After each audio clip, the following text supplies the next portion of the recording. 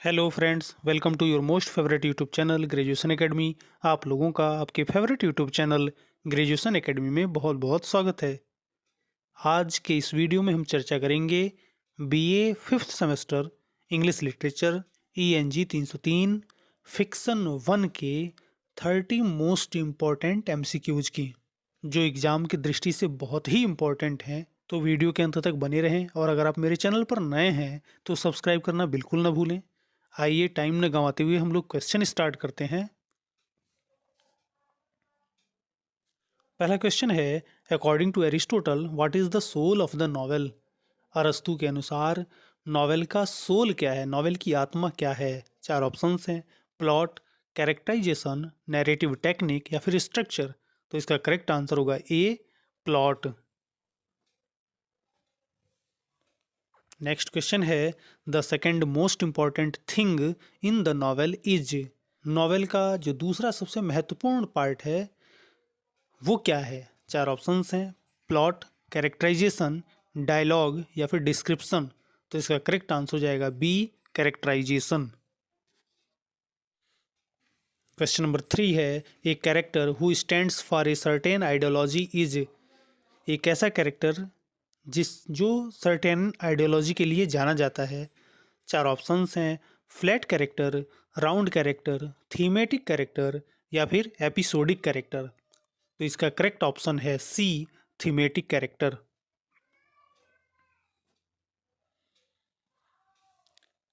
What is a long narrative pros.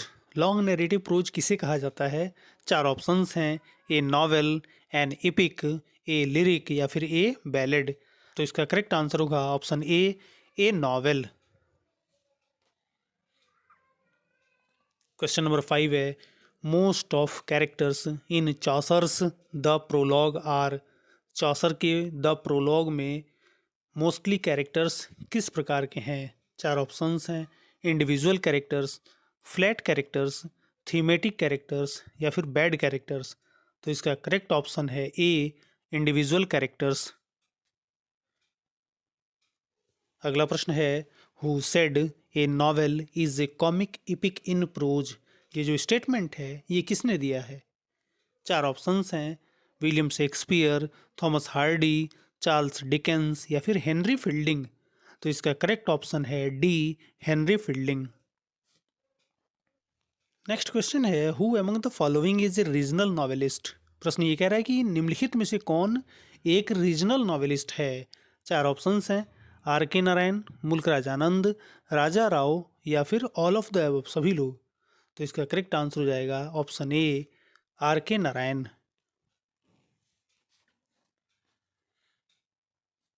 Question number 8 है, are के नारायण्स popular reason is. Are के नारायण का जो पॉपुलर रीजन है वो कौन सा है। चार ऑप्शंस हैं, मालगुडी, सुसेक्स, वेसेक्स या फिर नन। तो इसका करेक्ट ऑप्शन है ए, मालगुडी। अगला प्रश्न है, who is known as the first English writer of the picaresque novel. Picaresque novel का पहला इंग्लिश राइटर किसे माना जाता है। चार ऑप्शंस हैं, Charles Dickens, Thomas Nash, Thomas Hardy या फिर जेन ऑस्टिन। तो इसका करेक्ट ऑप्शन है B, Thomas Nash. Question number 10 है, from which century Henry Fielding belongs. Henry Fielding किस सेंचुरी से बिलोंग करते हैं। चार ऑप्शंस हैं, 15th century, 16th century, 17th century या फिर 18th सेंचुरी।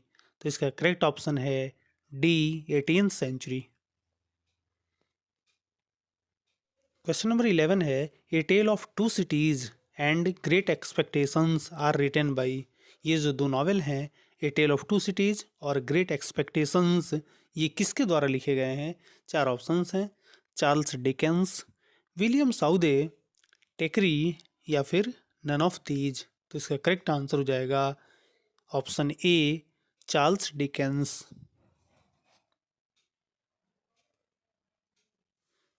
अगला प्रश्न है, the word novel is derived from the word novella. It is a an dot dot dot word. Novel word novella से बना हुआ है और ये किस भाषा का शब्द है?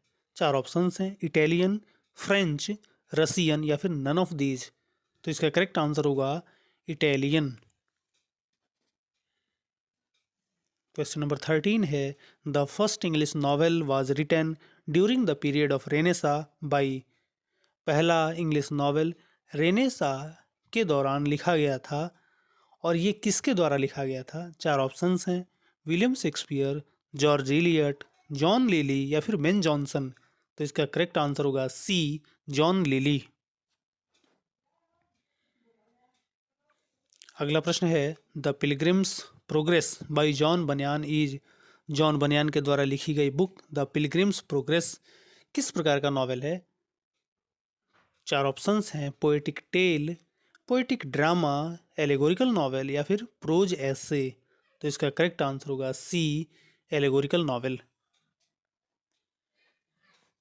The novel Oliver Twist is written by. Oliver Twist novel किसके द्वारा लिखा गया है? चार ऑप्शंस हैं, Thomas Hardy, Charles Dickens, George Eliot या फिर नन ऑफ दीज। तो इसका करेक्ट आंसर हो जाएगा B, Charles Dickens. Next question है, Charles Dickens novels deal. Charles Dickens के नॉवेल किस प्रकार के होते हैं? चार ऑप्शंस हैं, वार ऑफ फियर्स, युद्ध का डर उसमें दर्शाया जाता है। ऑप्शन बी है डिवाइन मैटर्स, ऑप्शन सी है कॉन्टेम्पोरेरी सोशल कंडीशंस और ऑप्शन डी है बिजनेस मैटर्स। तो इसका करेक्ट आंसर होगा C, contemporary social conditions. Next question है, the first novel written by Charles Dickens is.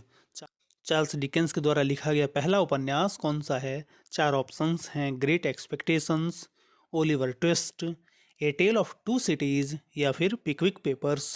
तो इसका करेक्ट आंसर होगा डी, पिकविक पेपर्स।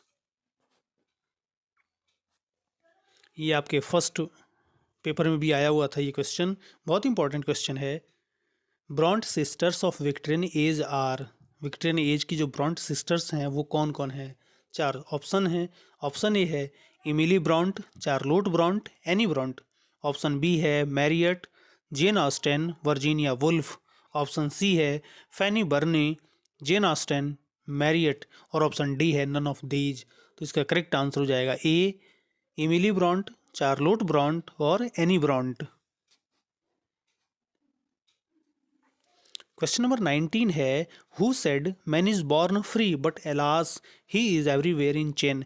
किसने कहा है कि मनुष्य स्वतंत्र रूप से पैदा तो होता है लेकिन बड़े दुख की बात है कि वो हर जगह चेन में जकड़ा रहता है? चार ऑप्शंस हैं, रूसो, डॉक्टर जॉनसन, कीट्स या फिर सेली। तो इसका करेक्ट आंसर होगा ए, रूसो। ये बहुत इंपॉर्टेंट क्वेश्चन है इस एग्जाम के लिए। जेन Austen was born in. Jane Austin का जन्म कब हुआ था? चार ऑप्शंस हैं, 1774, 1775, 1776 या फिर 1777। तो इसका करेक्ट आंसर है B, 1775। Jane Austen was died in. Jane Austen की मृत्यु कब हुई थी? चार ऑप्शंस हैं, 1807, 1817, 1818 या फिर 1819। तो इसका करेक्ट आंसर है बी, 1817। क्वेश्चन नंबर 22 है, which novel is not written by Jane Austen. Jane Austen के द्वारा निम्नलिखित में से कौन सी उपन्यास नहीं लिखी गई है?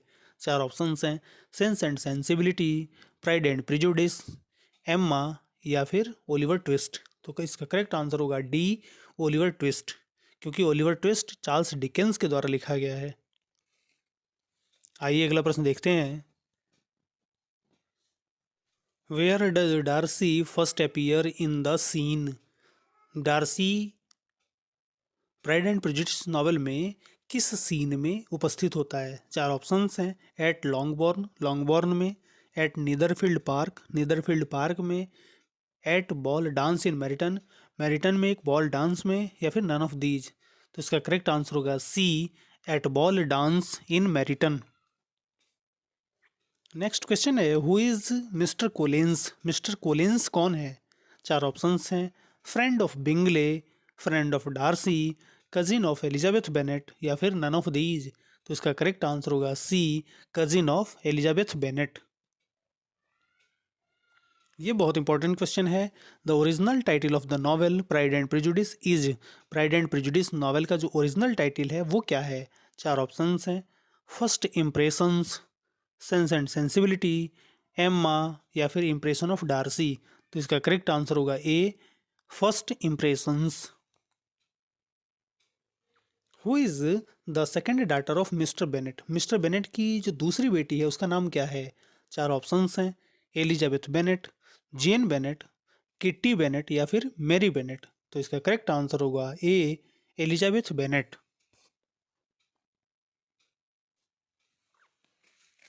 क्वेश्चन नंबर 27 है, who said she is tolerable but not handsome enough to tempt me? किसने कहा कि वो टॉलरेबल तो है लेकिन इतनी सुंदर नहीं है कि मुझे वो आकर्षित कर सके? चार ऑप्शंस हैं। Charles Bingley, William Darcy, Gardiner, या फिर कोलिंस। तो इसका करेक्ट आंसर होगा बी, विलियम डार्सी।